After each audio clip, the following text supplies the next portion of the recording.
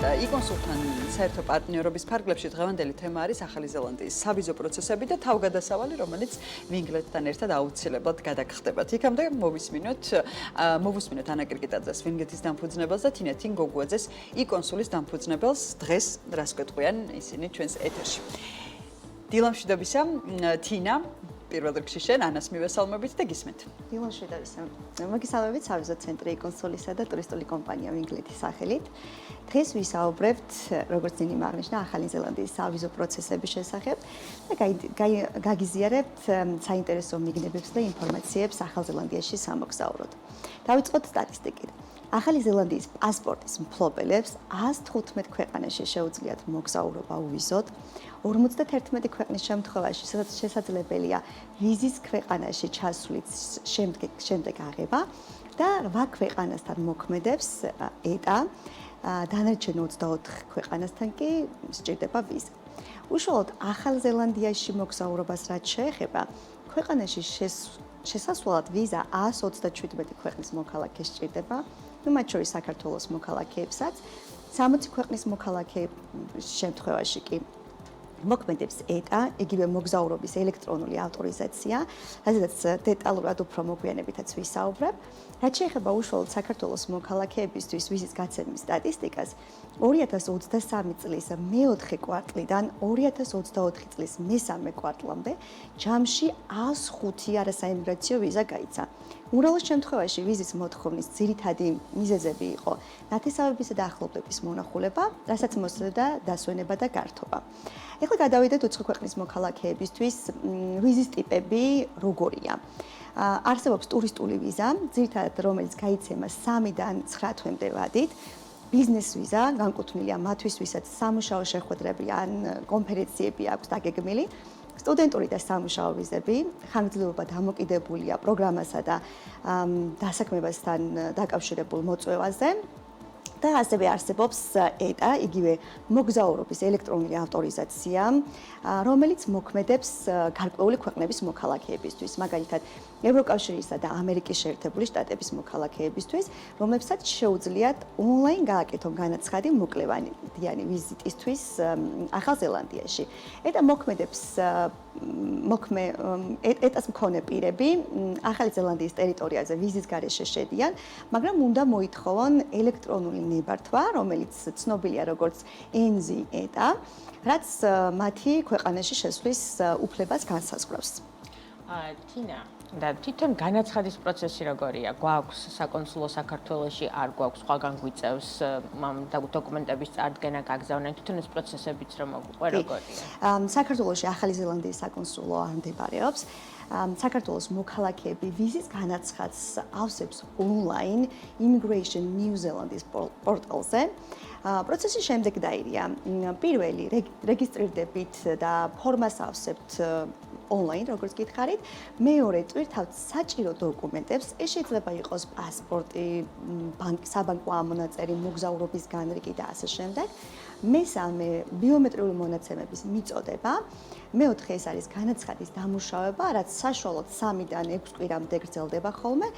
და მეხუთე სავიზო გადაწყვეტილების მიღება. გადაწყვეტილება შეიძლება იყოს ორნაირი, რა თქმა უნდა, დადებითიც და უარყოფითიც. და ანაბეჭდების მიწოდება როგორ ხდება? სახლის პირობებიდან შეგვიძლია ეს გავაკეთოთ, თუ სადმე უნდა მივიდეთ, თუ აი როგორ უნდა მოვახერხოთ? საკმაოდ საინტერესოა.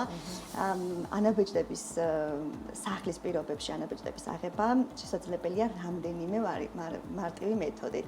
რაც დამოკიდებულია იმაზე, თუ რა მიზნისთვის გჭირდებათ ის. ახალი ზელანდიის ვიზისთვის ანაბეჭდების აღება შეგიძლიათ ფანქრითა და გამჭვირვალე წებოვანი ლენტით ან მეილითა და ქაღალდით. განვიხილოთ ორივე მეთოდი. კიდევ არსებობს მესამე მეთოდიც, თუმცა და ტექნოლოგიური, ციფრული მეთოდიც.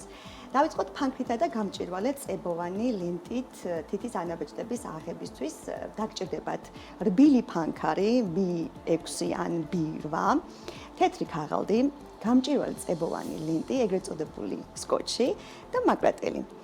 კარგად შეღებეთ თითის ბალიშის ზომის ადგილი ფურცელზე ფანქრით და დაადეთ თითი. დააწექით ფრთხილად, რომ ანაბეჭდი გადმოიტანოთ. დააფინეთ გამჭვირვალე წებოვანი ლენტი თითზე ისე რომ ანაბეჭდს სრულად დაეფაროს და ფრთხილად გაასწორეთ. ფრთხილად მოაშორეთ წებოვანი ლენტი თითს და დააკართ სუფთა ქაღალდზე. ასე გაიმეორეთ 10-ვე თითზე. ფურცელს დააწერეთ ინგლისურად თუ რომელი ხელის, რომელი თითის ანაბეჭდია. რაც შეეხება მეორე მეთოდს, მელნითა და ქაღალდით აღებას, დაგჭირდებათ ბეჭდის მელანი, ან მუქი ფერის მარკერი, თეთრი ქაღალდი და ხელსახოცი. თითზე წაისვით მელანი, გაანაწილეთ თანაბრად, რათა ყველა ხაზის დეტალი გამოჩნდეს. ნაზად დააჭირეთ თითი ქაღალდს, ისე რომ ზედმეტი მოძრაობა არ მოხდეს. თუ დეტალური ანაბეჭდი გჭირდებათ, გამოიყენეთ მაღალი ხარისხის მელანი და სქელი ქაღალდი. ციფრული გადაღებისთვის, როგორც გითხარით, ციფრული ანაბეჭდებით არსებობს მობილური ტელეფონის მაკრორეჟიმი ან სკანერის კარგ შედეგს მოგცემთ. ხო, ძალიან საინტერესოა, მგონი მარტო ახალი ზელანდიისთვის არადა სხვა რამისთვისაც გამოგვადგება ხოლმე. და რჩევები რა შეგვიძლია რომ დამატებით კიდევ მიცეთ ჩვენ მაყურებელს? კი, რაც უნდა გავითვალისწინოთ ახალ ზელანდიაში ვიზის მისაღებად, ეს არის ბანკის ამონაწერი, მნიშვნელოვანია რომ განაცხადში აისახოს საკმარისი ფინანსური რესურსები, იმიტომ რომ ჩვენ ვიცით ახალ ზელანდიაში მოგზაურობა არც ისე იაფი სიამოვნებაა. მოგზაურობის ისტორია, ახალი ზელანდიის საიმიგრაციო სამსახური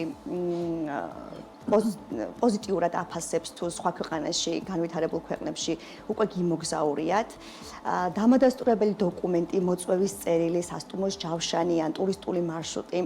ასევე აუცილებელია საპასპორტო კონტროლი, ვიზა არ ნიშნავს რომ გარანტირებული შესვლა გაქვთ ქვეყანაში. და საიმიგრაციო ოფიცერს ბოლო სიტყვა ეკუთვნის.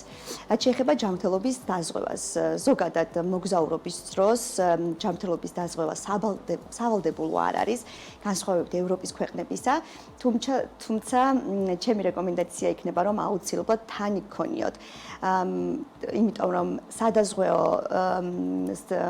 შემთხვევის დადგომის დროს ეს საკმაოდ მაღალია უცხო ქვეყნის მოქალაქეებისთვის პირადი სამედიცინო დაზღვევის გაწევის შემთხვევები და ზოგადად დაზღვევა მნიშვნელოვანია რომ თან იქონიოთ ნებისმიერი მოგზაურობის დროს არა მარტო ახალ ზელანდიაში, არამედ სხვა ქვეყნებშიც არასოდეს არ იცი რა ხდება და არა მარტო ჯანმრთელობის სამოგზაურო დაზღვევა, ასევე შეგიძლიათ დააზღვიოთ ბარგიც და ფრენის გადადებაც, რაც საკმაოდ მნიშვნელოვანი და რეკომენდირებულია მსგავსი დაზღვევის წინასწარ აღება.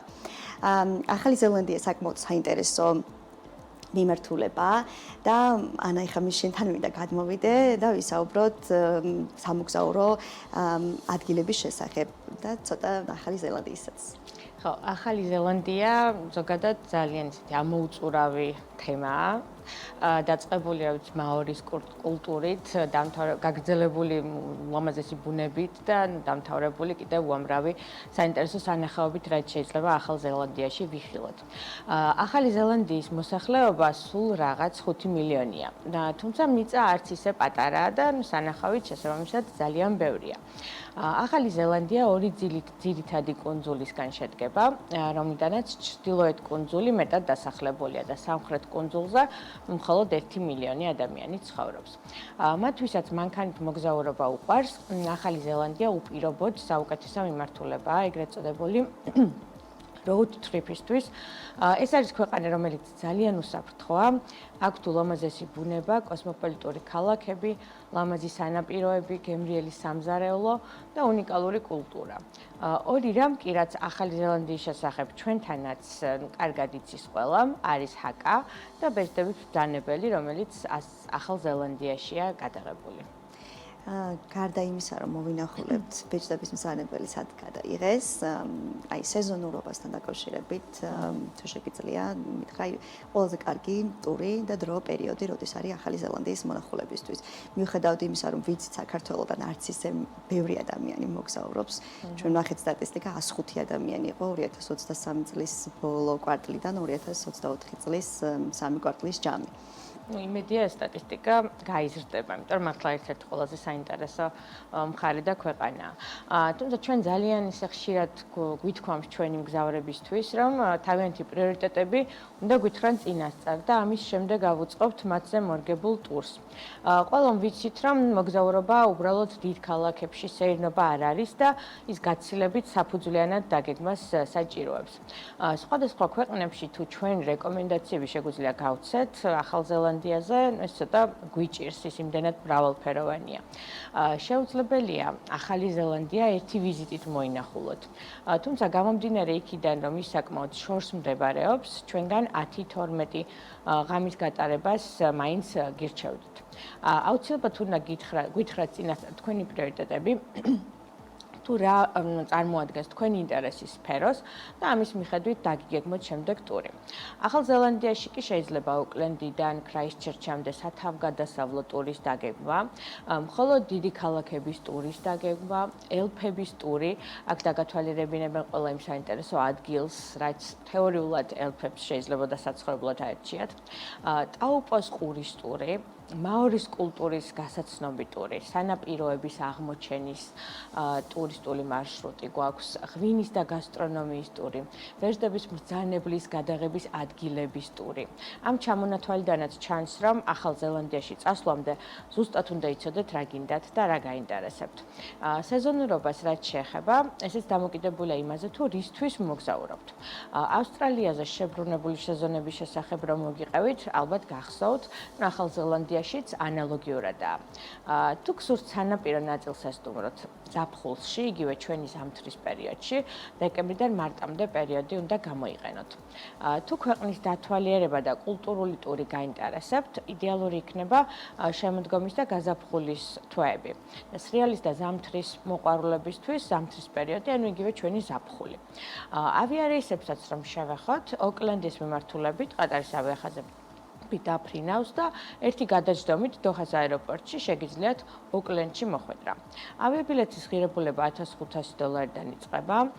პირველ რიგში გირჩევთ კომფორტული ავიარეისის შეძენას და თვითონ ქვეყანაში გადაადგილების სხვადასხვა გზა რაც არსებობს, უკვე შემდეგ დაიგეგმოს, ასე ვთქვათ. შესაძლებელია ოკლენდიდან ველინგტონამდე მატარებლით იმგზავროთ. ეს მგზავრობა 11 საათიანია, მაგრამ საოცარ ხედებს გთავაზობთ. უკან კი დაბრუნდეთ სხვადასხვა ტურისტული სანახაობების გავლით და გაჩერებებით. ოკლენდში ნორმალურ 5 ვარსკვლავიან სასტუმროს დაახლოებით $150-200 ფარგლებში დაჯავშნით. ველინგტონში კიდევ უფრო ნაკლებად. ეს ღირებულებები გვაქვს დიდ ქალაქებში და შედარებით პატარა სოფლებსა თუ ქალაქებში შედარებით კიდევ უფრო იკლებს ეს ბიუჯეტი. ოკლენდი ველინგტონის მატარებლის ბილეთის ღირებულება $220-ია. მანქანას უხეშად ერთ დღე-ღამეში $50 იქირავებთ.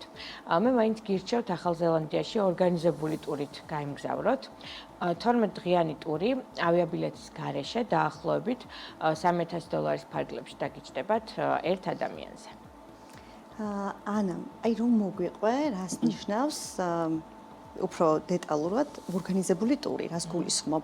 ზოგადად ორგანიზებული ხო ისიც არის, რომ მე როცა დავგეგმავ, თუ ეს იგულისხმება ჯგუფური დაგეგმილი ტური. აი ზუსტად რო გითხრა, რას გულისხმობ? ძირითადად ასეთ დროს უერთდებიან ხოლმე ერთმანეთს სხვადასხვა ქვეყნიდან ჩასული მოგზაურები და რაღაც ისეთ ჯგუფს აყალიბებენ ხოლმე ადგილზე.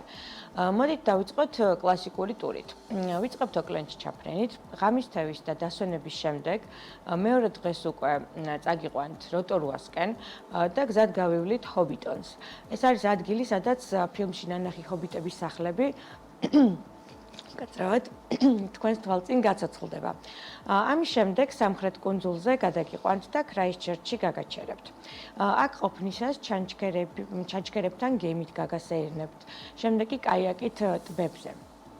შემდეგი გაჩერება Queensland-ი იქნება, სადაც 3-4 დღე მაინც უნდა გაჩერდეთ და მოინახულოთ Fiordland-ის ნაციონალური პარკი, რომელსაც მერვე საოცრებასაც კი უწოდებენ.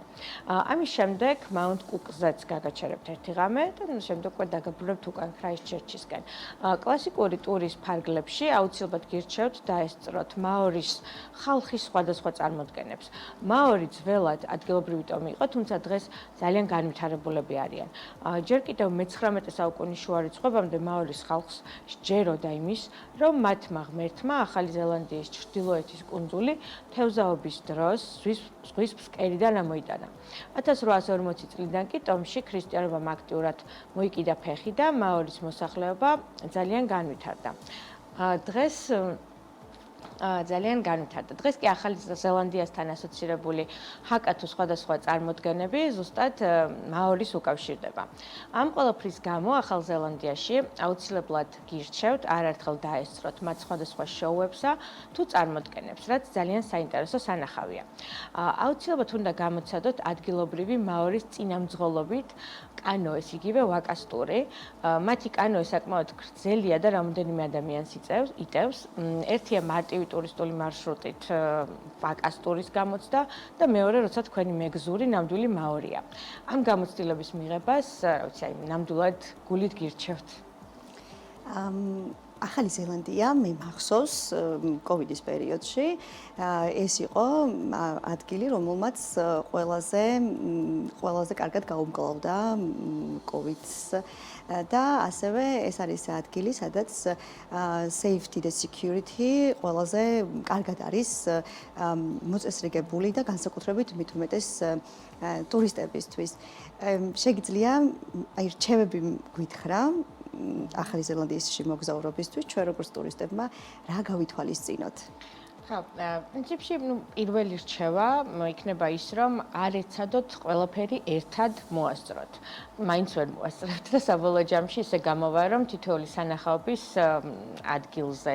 სანახაობისთვის ადგილზე ძალიან ცუდად რო დაგრჩებათ. ამიტომ ეცდებით ყველაფერს ერთად. სწორად შეარჩიეთ, რა გაინტერესებთ ყველაზე მეტად და მაგის გარშემო აწყვეთ სამოგზაურო გეგმა. სეზონები შებრუნებულია და ეს არ დაგავიწყდეთ, ჩვენი ზამთარი ახალი ზელანდიის ზაფხულია. რადგან მანქანის ქირაობა გირჩიათ, ამასთან ერთად გირჩევთ მოძრაობის წესებსაც კარგად გაეცნოთ წინასწარ. გარემო ძალიან მნიშვნელოვანია ადგილობრივებისთვის და დიდ პატივს სცემენ მას. ძალიან დიდ უპატივცემულობად ითვლება თუ რაიმეს ოდნავ მაინც დააბინძურებთ და ან რაიმე ნარჩენს სადმე დატოვებთ. დააგემოვნეთ ადგილობრივი სამზარეულო, გასინჯეთ ადგილობრივი ღვინო. აუცილებლად იქონიეთ თან მზისა და კოღოებისგან დამცავი. ახალ ზელანდიაში ხშირია მიწისძვრა და ამან არ გაგაკვირვათ. დიპინგი სავალდებულო არ არის, 18 წლამდე ალკოჰოლის მიღება არ შეიძლება ახალ ზელანდიაში, ამიტომ მოგზაურობისას თან ატარეთ ID, ონკანის წყლის დალევა მთელი ქვეყნის მასშტაბით შეგიძლიათ. მაორის მისალმება ხელის ჩამორთმევის ნაცვლად ცხვირების და შუბლების ერთმანეთზე მიდებით გამოიხატება. ცენტრალურ მაგისტრალებზე არ არის ბილბორდები, ამიტომ გირჩევთ, როდესაც მანქანას იქირავებთ, GPS-ით იქირავთ.